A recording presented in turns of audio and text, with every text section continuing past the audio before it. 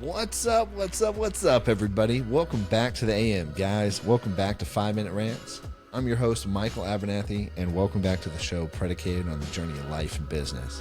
Hope life's treating you good. I'm doing better than I deserve, honestly, and I'm just really blessed. It's been a great day so far. Busy, but great.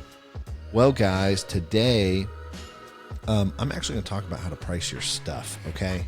And if you've been in business for a while, I don't know, maybe this will be a refresher, maybe you'll glean some new things, but if you're just starting out, this is something to think about, okay? I had this conversation just recently with somebody else. We were talking and he was asking, just my opinion and just some things about, hey, how do I actually know what I need to charge?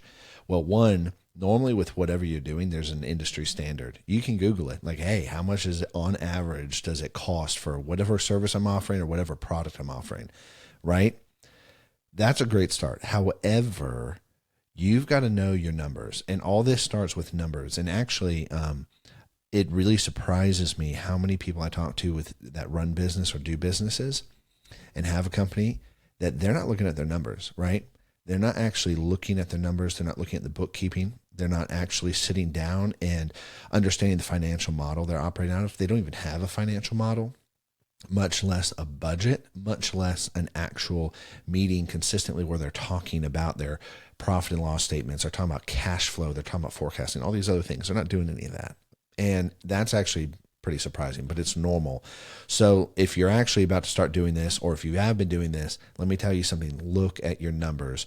Don't avoid this stuff. It is the life flow of the company to have the money flowing through the company, into it and out of it. And real quick tip, there's only two ways to make money within a company, right?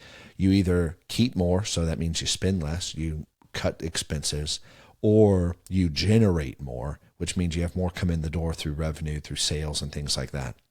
So that's the first part about knowing what you need to charge. Second, you actually need to know how much it costs you to make the thing or do the thing that you are selling. And so this is known as cost of goods sold, okay? And you actually have to know how much the ingredients cost. Like let's go back, I've used a cupcake analogy, let's go back and think about the cupcakes. We got to know how much flour per cupcake we have to use and how much it costs. We need to think about all the waste, like on an average day, what is the waste of flour? We need to know how much sugar we're adding into it. We need to know how much milk, eggs, and the price of those things that are going into the cupcake. And here's the other thing. You also got to know your overhead. So how much rent is, utilities, any management fees, payroll, team members, and all this other stuff that flows under overhead, right? And then you can break that down and it gives you a break-even number for the day, right? So how many cupcakes do I need to actually sell in order to cover the cost of goods sold and my overhead and to enter into profit? And it's not a hard, complicated number to figure out. But at this point, okay, cool. This is how much it takes me to sell in order to be profitable. Now, here's the thing. What should you charge? Well, it depends. It depends on brand value and perceived value. It also depends on the industry you're in. It also depends on what you're worth, right? And so oftentimes, most people think like, oh, we need to be the cheapest. And that's not normally the best, right? Because how are you going to compete with Amazon for certain things? Because if you want stuff cheap, go to Amazon. If you are in a service industry, normally you're going to get what you pay for. And when you're running things cheap, how are you actually going to hire good employees and team members?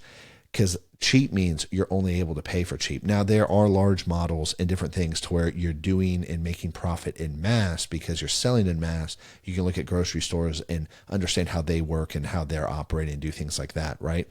But where the margin's smaller, but you're moving a lot of volume. But the point of what I'm trying to make is you got to know basic numbers. The other thing is if you're in service, right? If you're selling a service and you have a service-based offering, you need to time track. You need to understand how much your time is worth and how much an employee's time would be worth. If they did this job, how much payroll would cost, overhead, all these other things, work in the numbers, and then figure out.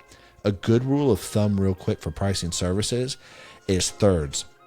1/3 goes into payroll, 1/3 goes into cost of goods and overhead, and 1/3 stays in profit. So it's the rule of threes. And that's kind of a good rule of thumb to be, and just giving you guys some practicals on this stuff. Anyways, I'm out of time, guys, so I will catch you later. Have a great day. Peace.